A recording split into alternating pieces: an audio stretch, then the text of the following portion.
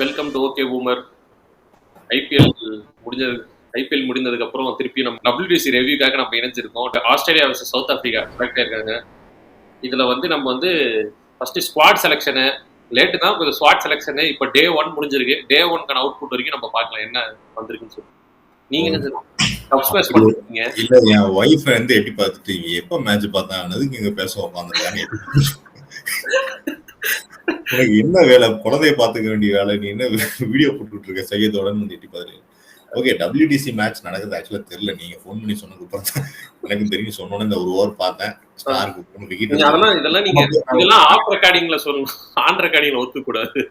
இந்த ஜெயம் ரவி மாதிரி நான் தூங்கிட்டேன், நான் பார்க்கல, நான் தூங்கிட்டேன். டே 1 பயங்கரமான மேட்ச். ஏன்னா 14 விக்கெட் ஒரே நாள்ல. இவனுங்க 10+4 இப்போ பவுலிங் 2 சைடும் வச்சு வெறித்தனமா அடி நொறுக்குனானுங்க. அண்ட் இட்ஸ் இந்த ஃபைனல்ஸ் ரொம்ப எனக்கு தெரிஞ்சு நல்ல ஒரு ஈக்குவலி பாய்ஸ்ட் ஃபைனல்ஸ் நம்ம சொல்ல முடியாது. பட் இருந்தாலும் கொஞ்சம் சின்ஸ் ரபாடாவோட மேஜிக்னால இந்த மேட்ச் கொஞ்சம் நல்லா டஃபா போற மாதிரி தெரிஞ்சது கொஞ்ச நேரம் வரைக்கும். அதுக்கப்புறம் மேட்ச் மாறிடுச்சு. அண்ட் நம்ம இந்த ஃபைனல்ஸ் பேசுறதுக்கு முன்னாடி வெங்கட் ப்ரோ, நீங்க இந்த ஃபைனல்ஸ் குவாலிஃபிகேஷன் சினாரியோ ஒரு கட்டத்துல எப்படி இருந்துச்சு, இப்ப யார் ஃபைனல்ஸ் ஆடி இருக்கான்னு நீங்க ஒரு கம்பேரிசன் அமைச்சீங்க, அதை பத்தி நீங்க சில வார்த்தைகள் சொல்லுங்க. அதாவது அன்ரியல் பாட்டில் ஜாப்னா அதான் பேசிக்கலி. இந்தியாவுக்கும் ஆஸ்திரேலியாவுக்கும் 7 or 6 டெஸ்ட் மேட்சும் பாக்கி இருந்தது. அதுல இந்தியா 3 ஜெயிக்கணும், ஆஸ்திரேலியா 4 ஜெயிக்கணும். கரெக்ட், ஏதாவது 1-2 நம்பர் தப்பா இருக்கும். பட் அப்புறம் சவுத் ஆப்பிரிக்கா 6ல் 5 ஜெயிக்கணும், அந்த மாதிரி எதாவது இருந்தது. அந்த டைம்ல இந்தியாவோட பெர்சன்டேஜ் 70%. அப்போ பேச்சுக்கெல்லாம் எப்படி இருக்குன்னு பாத்தீங்கன்னா, நியூசிலாந்து இது வரைக்கும் இந்தியாவில் ஜெயிச்சதே கிடையாது.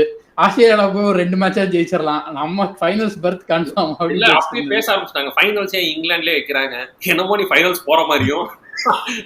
இந்த பிரச்சனை நீ உனக்கு எதுக்கு அந்த பிரச்சனை? ஃபர்ஸ்ட் ஆஃப் ஆல் அதான் அங்கிருந்து தான் நியூசிலாந்து அடிச்சான்.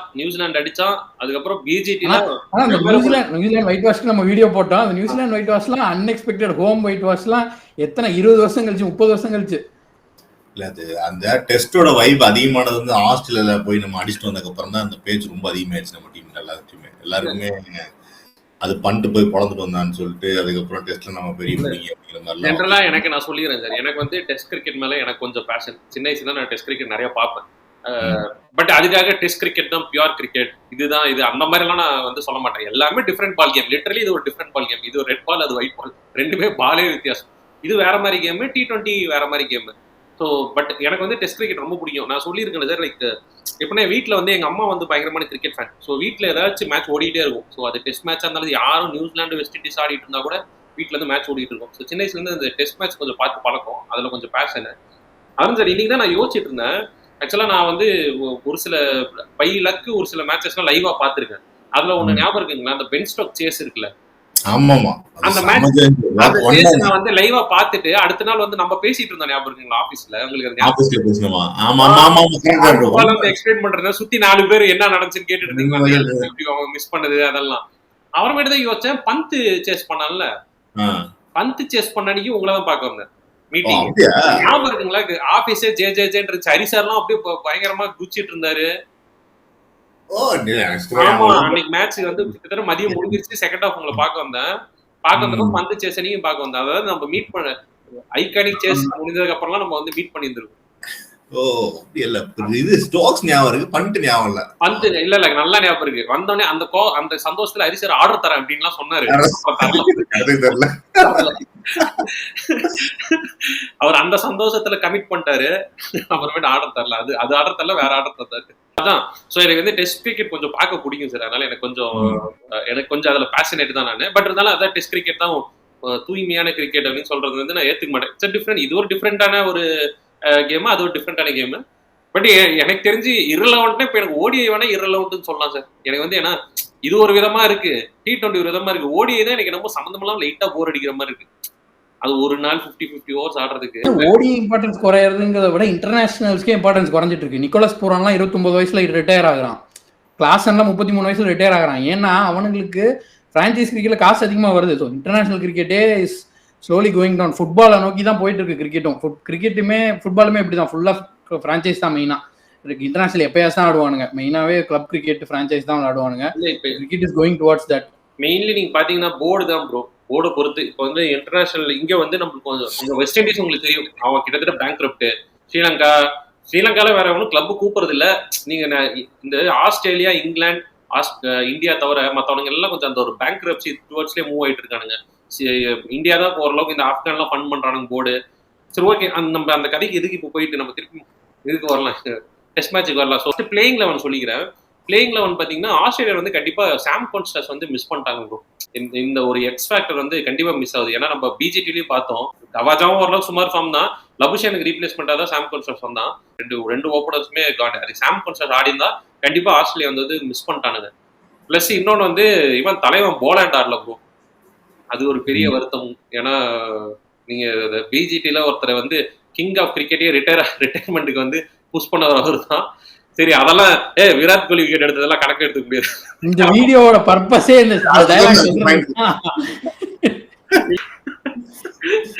பட் டஃப் கால் தான். ஜாஷா போலாண்டான்னு எடுக்கும்போது கண்டிப்பா ஜாஷ் தான் போய் ஆகணும். பட் நீங்க யோசிச்சு பாருங்களேன், இவனுக்கு bowling attack, south Africa bowling attack, plus வந்து இப்போ ஆஸ்திரேலியா பவுலிங் அட்டாக் பார்க்கும்போது ரபாடா வந்து வேற மாதிரி ஃபயரா போட்டு இருந்தான். இந்த பக்கம் அந்த லுங்கி நீடி வந்து சுத்தமா அவனுக்கு கம்பெனியா தரல. ஆன்சர் கொஞ்சம் டீசெண்டா போட்டுட்டு இருந்தான். ஏன் சிரிக்கிறேன்னா, நீங்க ரபாடா ஃபயரா போட்டுட்டு இருக்காங்கன்னு எனக்கு அந்த பிரேக்கிங் பேட் மீம் ஞாபகம் வந்துச்சு. Rabada before going to bowl அந்த ஜோக்கை இவன்ட்ட சொல்றானுங்க ப்ரோ, பேட் கமின்ஸ்ட. அதாவது கண்டெக்ஸ்ட் புரியுதுக்காக ஆடியன்ஸுக்கு சொல்றேன். ரபாடா வந்து ட்ரக் யூஸ் பண்ணி மாட்டி தான் பேன் ஆயிருக்கான். அது பேன் ஆகி ரிலீஸ் ஆனதுக்கு அப்புறம் தான் இந்த நியூஸ் வெளியே வந்திருக்கு. பேட் கமின்ஸ்ட இந்த கிரேட் கிரிக்கெட்டர்னு ஒரு யூடியூப் சேனல், அந்த யூடியூப் சேனல்ல பேட் கமின்ஸ்ட இன்டர்வியூ எடுக்கிறப்ப, பரவாயில்ல நீங்க மேட்ச் முடிச்சுட்டு ஸ்கோர் பண்ணணும், உங்களுக்கு ரபாடா ஹெல்ப் பண்ணுவாரு.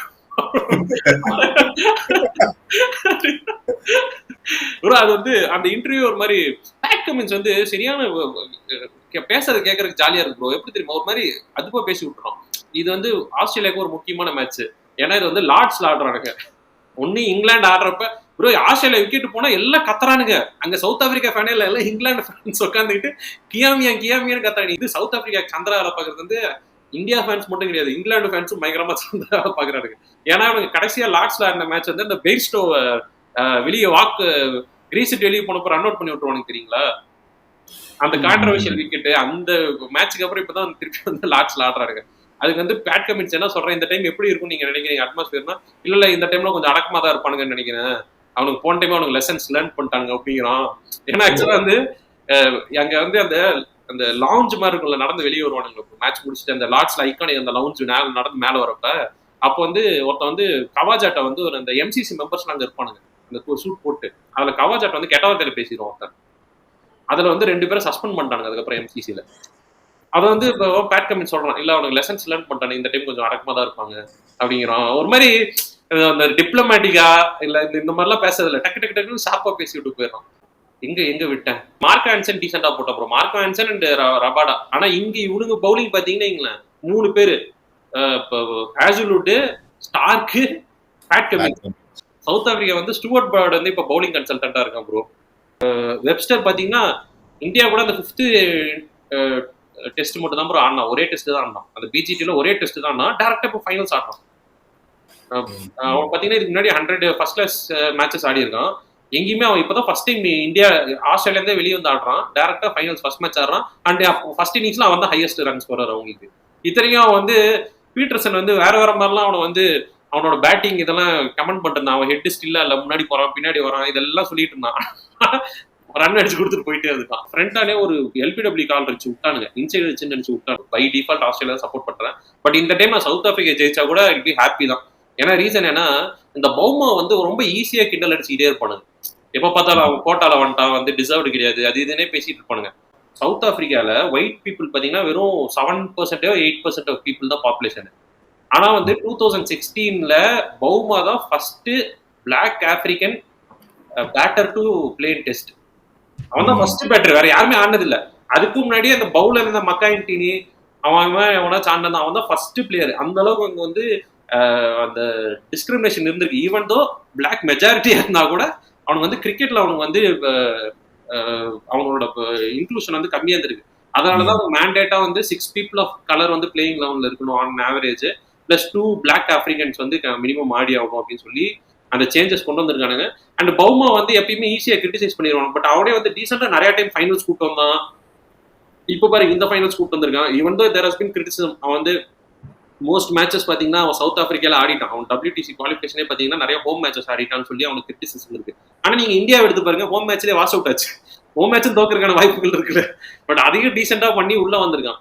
ஸோ எனக்கு வந்து பவுமா ஜெயிச்சா வில் பி ஹாப்பி தான். ஏன்னா பிகாஸ் அவனை வந்து ஒரு ஈஸி டார்கெட்டா எப்பயுமே வச்சுட்டு இருந்திருக்காங்க. But he has done better. அதுதான் நான் சொல்ல வரேன். அது இல்லாம சவுத் ஆப்பிரிக்கா என்னமோ இவனுக்கு முன்னாடி என்னமோ அடிச்சு கிழிச்ச மாதிரியும் நீங்க காலாகாலமா சோக்கு தாண்டா பண்ணிட்டு இருந்தீங்க. இந்த ஏபிடி டைல வந்து நல்ல வேலை நான் அப்ப டீம்ல இல்ல, இந்த கோட்டால வந்து இதெல்லாம் கொண்டு நீ என்ன கிழிச்ச நீ இதுக்கெல்லாம் அகைன்ஸ்ட் அவன் பேசியிருக்கான். ஆக்சுவலா இந்த கோட்டா சிஸ்டம்க்கு அகைன்ஸ்ட் வந்து ஏபிடி எல்லாம் பேசியிருக்கான். இவன் என்னமோ இருந்து கிழிச்ச மாதிரியும் சவுத் ஆப்பிரிக்கா 2 கப் வாங்கி கொடுத்துட்டு போன மாதிரியும். நடுவில் நீங்க ஏபிடி ஜெயிக்கல நீங்களே, இப்போ சப்போஸ் ஜெயிச்சிட்டாங்கன்னா கிரவுண்டுக்கு மட்டும் போக சொல்லுங்க, கூப்பிட்டு பக்கத்துல ஏற்கனவே ஒரு தடவை கொடுத்த மாதிரி அம்மா வந்து போட்டோ எடுத்துக்குமான்னு போட்டோ ஷூட் நடத்தி கொடுத்துருவானுங்க. முக்கியமான ஒன்று பதிவு பண்ணணும்னா, அந்த கமெண்ட்ல வந்து திட்டுறீங்கன்னா அந்த செய்யறது திட்டுங்க. நான்லாம் மேட்சே பார்க்கல, யார் விளையாடுறா யார் ஜெயிக்க போறோம் ஒரு அளவு எனக்கு தெரியாதுங்க. சவுத் ஆப்பிரிக்கா வந்து சரியான கேட்சிங் சார், நேற்று பயங்கரமான கேட்சிங். ஏடன் மார்க்கம் பவுலிங்ல வந்து ஸ்மித் ஒரு கேட்ச் கொடுப்பான் ஃபர்ஸ்ட் ஸ்லிப்ல. ஆன்சன் அது ஆக்சுவலா ஃபிளையர், அது பிடிக்கவே முடியாது, செம்மையா பிடிச்சிருவான் சார். அவன் ஃபீல்டிங் நேற்று வந்து சவுத் ஆப்பிரிக்காவோட மெயின் அட்வான்டேஜா பாத்தீங்கன்னா ஃபீல்டிங் தான், செம்மையா பண்ணானுங்க. ஆனா இவன் இந்த ஸ்மித் தாய்லின் அழகா ஒரு செஞ்சுரி போட்டுருந்தாங்க லாஸ்ட்ல ஃபைனல்ஸ் அன்னைக்கு. போய் ஏடன் மார்க்கம்ட்ட அந்த பாலை எதுக்கு அப்படி அடிச்சானே தெரியல, நல்லா செட் ஆயிருந்தான், நீட்டா வேஸ்ட் பண்ணிட்டான் அவனோட ஸ்கோர். இப்போ வந்து அவன் நின்று இருந்தானா இது வந்து ஆஸ்திரேலியா இன்னுமே கம்ஃபர்டபுள் பொசிஷன்ல இருந்திருக்கும். நீங்க ஜெனரலா என்ன நினைக்கிறீங்க, இந்த ஸ்கோர் லைக் ஃபர்ஸ்ட் இன்னிங்ஸ்க்கு போதும்னு நினைக்கிறீங்களா? இல்ல ஃபர்ஸ்ட் இன்னிங்ஸ்க்கு ஃபர்ஸ்ட் பத்தல, நான் பார்த்தப்ப பத்தல. நான் வந்து மினிமம் ஒரு 270 280 மினிமம் வேணும். நிறைய அவனுக்கு தேவையில்லாம் விக்கெட் விட்டானுங்க. அலெக்ஸ் கேரி வந்து ஒரு ரிவர்ஸ் ஸ்வீப் ஆடுவான், ஃபுல் டாஸ் பால். அவன் வழக்கமா ரிவர்ஸ் ஸ்வீப் நல்லா ஆடுவான், அதுலதான் ஒரு ரன் எடுப்பான். ஒரு ஃபுல் டாஸ் பால், அது பேட்டுக்கும் பாலுக்கும் சம்பந்தமே இல்லாம ஆடிட்டு இருப்பான். இந்த ஜாய்ஸ்டிக்ல பட்டனை மாத்தி எடுத்து அந்த மாதிரி அப்படி அது ஒரு கிஃப்டா கொடுப்பான் மகாராஜாக்கு வந்து அந்த விக்கெட்டை. அந்த மாதிரி இவனுக்கு வந்து நிறைய மிஸ்டேக்ஸும் பண்ணியிருக்கானுங்க. இப்போ ஆஸ்திரேலியா எடுத்த விக்கெட்ஸ்ல வந்து டிசர்விங் விக்கெட்ஸ் கரெக்டா டெக்ல அடிச்சு ஸ்டம்பை பறக்க விட்டு எட்ஜ் எடுக்க வச்சு இந்த மாதிரிலாம் நிறைய பண்ணியிருக்கானுங்க. இவனுக்கு வந்து ஒரு சில விக்கெட்ஸ்ல தூக்கி கொடுத்துட்டு வந்துட்டானுங்க. யாரையும் ஸ்மித்து கொடுத்த விக்கெட், அலெக்ஸ் கேரி கொடுத்த விக்கெட், இதெல்லாமே கொடுத்துட்டானுங்க. பட் 250 270 அப்படின்னா கம்ஃபர்டபுள் ஸ்கோர். இப்போ என்னன்னா சவுத் ஆப்பிரிக்காவை பொறுத்த வரைக்கும் வந்து திருப்பி ஒரு 100 ரன் பார்ட்னர்ஷிப் எங்கேயா பிடிச்சான்னு வைங்களேன், 4 விக்கெட். இந்த சவுத் ஆப்பிரிக்கா வந்து ஆக்சுவலா டெய்லண்டர் ஸ்ட்ராங், கொஞ்சம் டெய்லண்டர்ஸும் அடிப்பானுங்க. ஆன்சனும் கொஞ்ச நேரம் பேட் பண்ணுவான், எல்லாருக்கும் கொஞ்சம் டெய்லண்டர்ஸ் வந்து ஸ்கோர்ஸ் கொண்டு வருவானுங்க. நம்ம இந்தியா மாதிரி தான், டாப் ஆர்டர் ஒன்றும் கிடையாது, பில்டப் தான். நம்ம இதுல எப்படி சிராஜ், பும்ரா, சர்துல் தாக்கூர், அஸ்வின் இவனுக்கு எல்லாம் சேர்ந்தானே அடிச்சு கொஞ்சம் ரன் கொண்டு வருவானுங்க. ஆனா டெஸ்ட் லெஜெண்டா இவனுக்கு மேல இருக்கணும், அவனுங்களே கருதிக்குவானுங்க. அந்த மாதிரி இவனுக்கு வந்து டெய்லண்டர்ஸ் கொஞ்சம் ஸ்ட்ராங். மேபி பால் சாஃப்ட் ஆனதுக்கு அப்புறமேட்டு திருப்பி அந்த 60 ஓவர் பால் ரீப்ளேஸ்மெண்ட் வர வரைக்கும் கண்டிப்பா உனக்கு கேபிட்டலைஸ் பண்ண வாய்ப்பு இருக்கு. ஸோ அங்க ஒரு 100 ரன் பார்ட்னர்ஷிப் போட்டானுன்னா தெரியல பேக் இட் தி கேம். அதுதான் என்ன கேட்டா இப்போ சவுத் ஆப்பிரிக்கா வந்து ட்ரையல் வேல க்ளோஸ் பண்றாங்கன்னா டெஃபினட்டா ஆஸ்திரேலியா வின் பண்றதுக்கான ஆப்பர்ச்சுனிட்டி நிறைய இருக்கு.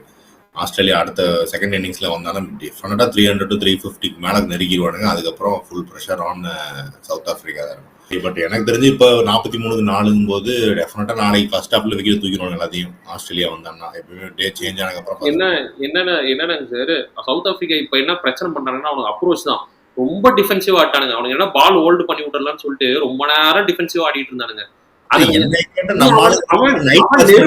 அவன் நெருப்பு மாதிரி எரிஞ்சிட்டு இருக்கான், நெருப்பு பந்து மாதிரி எரிஞ்சிட்டு இருக்கான். எல்லாம் போய் ஃப்ரண்ட் ஃபுட் வச்சு இப்படி வைக்கிறானுங்க, கேப் காலுக்கும் லெஃப்ட் லெக்குக்கும் இருக்க காலுக்குள்ளேயே போய் பட்டு பட்டு பட்டு பட்டு ஸ்டிக் அடிச்சுக்கிட்டே இருக்குது. இவனுக்கு என்ன பண்ணிருந்தா அட்லீஸ்ட் ஒருத்தனாச்சும் அதுல வந்து கொஞ்சம் அடிக்க பார்த்துருக்கோம், கொஞ்சமாச்சும் ஆஸ்திரேலியா மேல ப்ரெஷர் போட்டுருந்தோம். ஃபுல்லா டிரைவர் சீட்ல வந்து ஆஸ்திரேலியா பவுலர்ஸை போட்டானுங்க. கான்பிடென்டா வந்து 3 பேர் ஏறி நெறிஞ்சானுங்க. அதனால என்ன ரொம்ப டிஃபென்சிவ் அப்ரோச், அதுதான் வந்து மெயின் பிரச்சனை. நீங்க வெப்ஸ்டர்லாம் பாத்தீங்கன்னா அப்பப்போ ஒரு 2 பவுண்டரி அடிச்சிட்டு இருந்தான், ஆஸ்திரேலியா வந்து அப்பப்போ ஸ்கோரிங் பண்ணிட்டு அப்பதான் சார் ஒரு ஸ்லிப்பேஜ் வெளியே இருப்பான். கிரிக்கெட் பொறுத்த வரைக்கும் என்ன பிரச்சனைனா இந்த பிரேக்ஸ் இருக்கு பாத்தீங்களா இன்னைக்கு டே முடிஞ்சிருச்சு.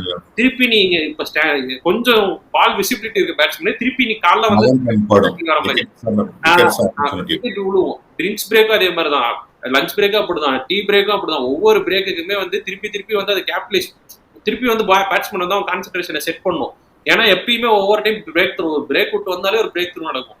ஸோ செகண்ட் விக்கெட் போனோடனே அவனாவது பவுலர்ஸ் இறக்கி விட்டுருக்கணும், பேசாம நைட் வாட்ச் பண்ணவே போய் சும்மா அடி வாங்கிட்டாச்சுரா.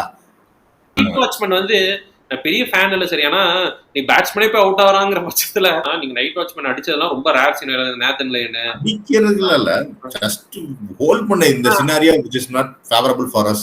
இந்த சினாரியோல என்ன பிரச்சனை, நியூ பால். ஓல்டு பால்னா ஓகே தப்பிக்க வாய்ப்பு இருக்கு, நியூ பால் பட்டுன்னு கழட்டி விட்டுருவாங்க.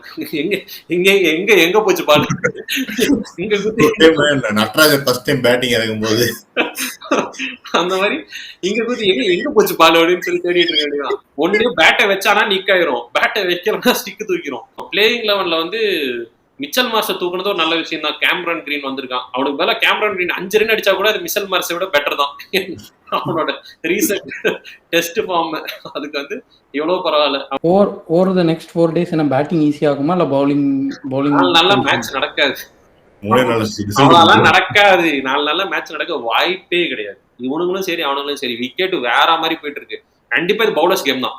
பேட்ஸ்மேன் வந்து இதுல அடிச்சானா ஜித்து, இந்த விக்கெட்ல அடிச்சானா பயங்கரமான ஜித். ஸ்மித் வந்து ஃபுல் டாஸ்ல அவுட் ஆனான்ல, அதுக்கப்புறம் 3 மாசமா பேட்டே தொடலையாமா. இப்பதான் வந்து பேட் எடுத்து ஆட ஆரம்பிச்சிருக்கான். வந்து WTC வின்னிங் நான் காட்டுறோம் கிட்டத்தட்ட. ஸ்மித்துக்கு வேற செகண்ட் இன்னிங்ஸ் ஆகாது ப்ரோ, அது தெரியும்ல.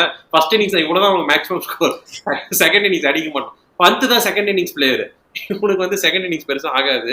அவ்வளவுதான், இன்னும் ஒரு 5-10 ரன் சேர்த்திக்க வேண்டியதான் அவனை பொறுத்த வரைக்கும். இன்னொன்னு கேள்விப்பட்டீங்களா, சாட்டர்டே அன்னைக்கு பேட் கமின்ஸ் அவனுக்கு டீம்ல வந்து பிராக்டிஸ் பண்ணா லாட்ஸ் வந்திருக்கானுங்க. கில்லு வந்து அங்க பேட்டை சுத்தி நின்று இடம்ல நான் பிராக்டிஸ் பண்றேன், உன்னை யாரு டே குக்கி குமார் பிளேடு குமார்னு வாழ்ந்த இடம்டா இது, இந்த மொக்க குமார் இங்க ஆட விட்டுட்டு இருக்கீங்களா. அதுக்கப்புறம் பேட் கமின்ஸ் 300 கிலோமீட்டர் தள்ளி போய் டிராவல் பண்ணி அன்னைக்கு பிராக்டிஸ் பண்ணிருக்கானு ப்ரோ. சண்டே தான் திருப்பி கிரௌண்டும் கொடுத்துருக்கானு. இவனுக்கு எவ்வளவு தெனாவ விட்டு இருந்திருக்கும், இவனுக்கு எவ்வளவு தைரியம் ப்ரோ. சார் இவனுங்க நீ சரி உனக்கு பவர் இருக்கு, நீ வேணும்னு புள்ளி பண்ற விடு, நீ பண்றதான் பண்ற. எவனையோ ஒரு நல்ல பிளேயர் வச்சு பிராக்டிஸ் இல்ல, நீ பிராக்டிஸ் பண்ணி ஒரு WTC டீம் ஆட விடாம. பெர்ஃபார்மன்ஸை பொறுத்த வரைக்கும் சவுத் ஆப்பிரிக்கா ஏதோ பிளான் இல்லாம இருக்க மாதிரி தோணுது. பேட்டர் சொதப்பனத்தை பார்க்கும்போது எனக்கு அவனுங்க அந்த ரொம்ப நேரம் தட்டி ஆடி இருக்க கூடாது, ஏதோ பிளான் இல்லாம இறங்கி மாட்டிட்டானுங்களோ, ஒன் சைடு ஃபுல்லா விக்கெட் கொடுத்துட்டே இருக்கிறானுங்களே அப்படிங்கிற மாதிரி. அட்லீஸ்ட் பவுமா வந்து நின்னான், சும்மா சொல்லக்கூடாது அவனை, நீ என்ன வேணா சொல்லலாம், பட் பவுமா வந்து நின்ட்டான். 30 பால் டாட் ஆடி 1 ரன் அடி, 31வது பால் 1 ரன் அடிச்சா, 2 ரன் அடிச்சா எல்லாருமே கை தட்டுறானுங்க. அந்த ராகுல் டிராவிட் இன்சிடென்ட் மாதிரி எல்லாரும் எழுந்து வந்து கை தட்டுறானுங்க. குவாலிஃபிகேஷன் சினாரியோ போட்டிருந்தீங்களா, அதுல வந்து அந்த 4 பேர் இருந்துச்சுன்னு நினைக்கிறேன் பெர்சன்டேஜ்ல. இந்தியா, ஆஸ்திரேலியா, சவுத் ஆப்பிரிக்கா, 4வது தெரியுமா ஸ்ரீலங்கா. யோசிச்சு பாருங்களேன், ஸ்ரீலங்கா இவனுக்கு எவனாச்சும் ஒருத்தன் குவாலிஃபை ஆகி, ஆஸ்திரேலியாவும் சவுத் ஆப்பிரிக்காவும் குவாலிஃபை ஆகி ஸ்ரீலங்கா அவன் கையில இருந்து மாட்டிருந்தானா என்னென்ன பண்ணிருப்பான்னு. நோ ஆஃபென்ஸ் ஆன் ஸ்ரீலங்கா, பழைய டீம் சங்கக்காரா, ஜெயவர்தனே அவனுக்கு இருந்தப்பெல்லாம் வேற மாதிரி. இப்பெல்லாம் வந்து இங்கிலாந்து கண்டிஷன்ஸ்ல சிக்கி இருந்தானுங்கன்னா என்ன ஆயிருந்திருப்பானுன்னு யோசிச்சு பாருங்களேன். மழை பெய்யும் வாய்ப்புகள் கம்மி தானமா, 10% சான்சஸ் தானா, அதுலயும் தப்பிக்க முடியாது. நல்ல செம்மையா ஒரு டாபிக் போயிட்டு இருக்கு, அதை கூப்பிட்டு பேசலாம்னா அதை விட்டு பார்க்காத ஒரு டாபிக் விட்டுட்டு இருக்கேன். RCB அடிக்கிற டாபிக் எடுக்கலாம் தான் நினைச்சேன். ரீல்ஸ் ஃபுல்லா பார்த்தா எல்லாம் பிரிச்சு மேய்ஞ்சு விட்டானுங்க. அவனுங்களே வந்து குழிக்குள்ள போய் பதுங்கிட்டானுங்க. நம்ம இவனுங்களை தட்டி திருப்பி அடிச்சு எழுப்ப, நீ பதுங்க இருப்பானு அப்படின்னு சொல்லிட்டு நான் அன்னைக்கு அதுக்கப்புறம் ஒரு போஸ்ட் காணும், ஒரு போஸ்ட் படுத்துட்டானுங்க அப்படியே. அதுவும் எல்லாருமே ஓடுகாலிங்க. ஒருத்தன் லண்டன் ஓட்டான், ஒருத்தன் போலீஸ் பிடிக்க வந்து ஓட்டான், அட்மினும் ஓட்டான், எல்லா பக்கமும் ஓட்டானுங்க. வந்து ஜெயில் டிஷர்ட் அது எதுவும் தூக்கி எரியல, சைஸ் உங்க சைஸுக்கு தானே எடுத்தீங்க, வேற ஒருத்தன் சைஸுக்கு எடுக்கல. கரெக்டா எடுத்து நம்பர் தப்பா போட்டானுங்க. இப்போ 2025 மாத்தணும். மேனேஜ்மெண்ட் பண்ணதுக்கு பிளேயர்ஸ் என்னங்க பண்ணுவாங்க, ஒத்த நீ என்னடா இவ்வளவு நாளா தோனி 2016 இப்படின்னு தானே போட்டுட்டு இருந்த பூலு, அது பிரான்சைஸ் கூட பண்ணல, அதுல ஒருத்தம் பண்ணான். யாரு ஓனர் ஒருத்தம் பண்ணதுக்கு இவனுக்கு என்னென்ன பேச்சு பேசினா, சரி விடுங்க, இப்ப எதுக்கு அவனுக்கு குழிக்குள்ள இருந்து எடுத்துக்கிட்டு விடுங்க, அவனுக்கு ஆல்ரெடி மண்ணை போட்டு மூட்டானுங்க. இந்த அட்மின் எல்லாம் தனியாவே அடிக்கணும் என்ன கேட்டா. அவன் பண்ண வேலைக்கு இதுக்கெல்லாம் வந்து அவனை தனியாவே அடிக்கணும். அதான் ப்ரோ அவனுக்கு சீப் ஃபெலோஸ் ஆக்சுவலா. அவனோட பழைய ஓனர், அவனுக்கு ஆட்டிடியூடே அந்த மாதிரி தான் ப்ரோ. எப்படின்னா தேர்ட் கிளாஸ் பிஹேவியர், அதுக்கேற்ற மாதிரி தான் அவனுக்கு ஹயரிங். பாத்தீங்களா எப்படியாப்பட்ட அட்மினை ஹயர் பண்ணியிருக்கானுங்கன்னா, அந்த மாதிரி தேர்ட் கிளாஸ் பிஹேவியர் இருக்கவனுக்கு தான் அதே மாதிரி தான் லைஃப் மைண்ட் செட்ல தான் ஆளியை ஹயர் பண்ணியிருக்காங்க. அவன் ஃபேன்ஸுக்கு ஏற்ற மாதிரி, அவன் பிளேயர்ஸ்க்கு ஏற்ற மாதிரி அந்த மாதிரி எடுத்திருக்கான். கேட்டால் ரஜத் படிதாரில் அதில் தேவையில்லாமல் இருக்கான். அவ்வளோ ஒரு ஜெம் ஆஃப், அவன் வந்து ரொம்ப டீசெண்டாக நடந்துக்கிறான். அவன்லாம் எப்படிதான் இந்த டீம் கேப்டன் ஆகினான்னு எனக்கு தெரியல. ஸோ பார்க்கலாம் டே 2 எப்படி நடக்குது. So can South Africa pull miracle can புட்டப்ப பார்ட்னர்ஷிப் 100+ பார்ட்னர்ஷிப் போட முடியுமா? அங்கங்க ஸ்கோர் கொண்டு வந்து ஏதோ லீடு போய் 10 ரன் 20 ரன் கொண்டு வந்துட்டாங்கன்னா மேட்ச் ஸ்டில் ஆன். கண்டிப்பா இந்த it's both of their game. ஏன்னா நீங்க ஆஸ்திரேலியாவும் பாத்தீங்கன்னா இதே மாதிரி தான் 4 விக்கெட் குயிக் விக்கெட்ஸ் போனுச்சு. பட் அதுக்கப்புறம் வெப்ஸ்டரு ஸ்மித் இவனுங்கெல்லாம் சேர்ந்து தான் ஸ்கோர் கொண்டு வந்தாங்க. அந்த மாதிரி ஆஸ்திரேலியானால சவுத் ஆப்பிரிக்கா மேட்ச் திரும்ப வர முடியுமா, இல்லை இவனுக்கு வழக்கம் போல நெருப்பு பந்து வீச போறானுங்களா, என்ன நடக்க போகுதுங்கிறத வந்து பொறுத்து இருந்து பார்க்கலாம். South Africa just needs one more partnership. ஒரு குட் பார்ட்னர்ஷிப் இருந்தா they are in the game. Bavuma வந்து நிஜமாலுமே நல்லா ஒரு சைடுல அவனோட கேப்டன் ஒரு மேட்ச் கூட தோக்கலையா ப்ரோ as a கேப்டன்? ஆமாம் ப்ரோ, நீங்க அந்த ஸ்டாட் தான் பாக்குறானுங்க. அது சவுத் ஆப்பிரிக்கா வந்து ஒரு மேட்ச் கூட தோக்கல, ஆஸ்திரேலியா ஒரு ஃபைனல்ஸ் கூட தோக்கல. இன்னொரு ஸ்டாட் என்ன தெரியுங்களா, லார்ட்ஸ்ல வந்து இருக்கிறதுலே பெஸ்ட் ரெக்கார்ட் வந்து ஆஸ்திரேலியா வின்னிங் ரெக்கார்ட், இங்கிலாந்து கிடையாது. ஏன்னா இவ்வளவு டம்மியா அதே மாதிரி லார்ட்ஸ் 2019 இயருக்கு முன்னாடி இங்கிலாந்து டம்மி தான் ப்ரோ. அந்த ஆஷஸ் ஃபிளிண்ட் ஆஃப் அடிச்சு கொடுத்தாங்க பாத்தீங்களா ஒரு வருஷம். அந்த டைம்ல வந்து ரோட் ஷோலாம் போவானுங்க. இந்த மாதிரி ஆர்சிபி மாதிரி ரொம்ப வருஷம் கழிச்சு அவனுக்கு ஜெயிச்சிருப்பானுங்க. அவனுங்க ஹோம் கிரவுண்ட்ல ஆஷஸ் ஜெயிச்சிருக்கு, அவனுக்கு அப்படியே ரோட் ஷோலாம் கிளம்பி போவானுங்க. எடுத்துட்டு அதெல்லாம் திருவிழாவா கொண்டாடுனாங்க. அந்த அளவுக்கு தர்மடி வாங்கிட்டு இருந்தாங்க ஆஸ்திரேலியாட்ட.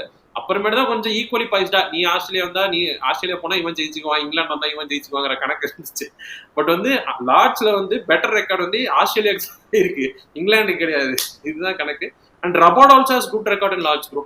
ஸோ லார்ட்ஸ் வந்து ஆக்சுவலா அது வந்து ஹோம் ஆஃப் கிரிக்கெட்னு சொல்லி சொல்லுவாங்க. அங்க வந்து செஞ்சுரி அடிச்சா அகைன் பேரெல்லாம் போட்டுருவாங்க, பதிச்சு அங்க செஞ்சுரி போட்டுருவாங்க. இந்தியால இருந்து த கிரேட்டஸ்ட் பேட்ஸ்மேன் அவர் பேர் இருக்கு, ரஹானே. தோழி இல்ல அவர்.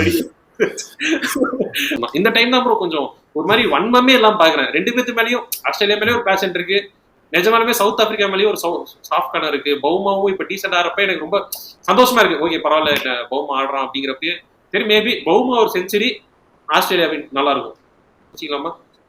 நாளைக்காச்சும் தயவு செஞ்சு மேட்ச் பாருங்க. நீங்க 3 மணிக்கு மேட்ச் கொஞ்சம் கொஞ்சமா பாருங்க.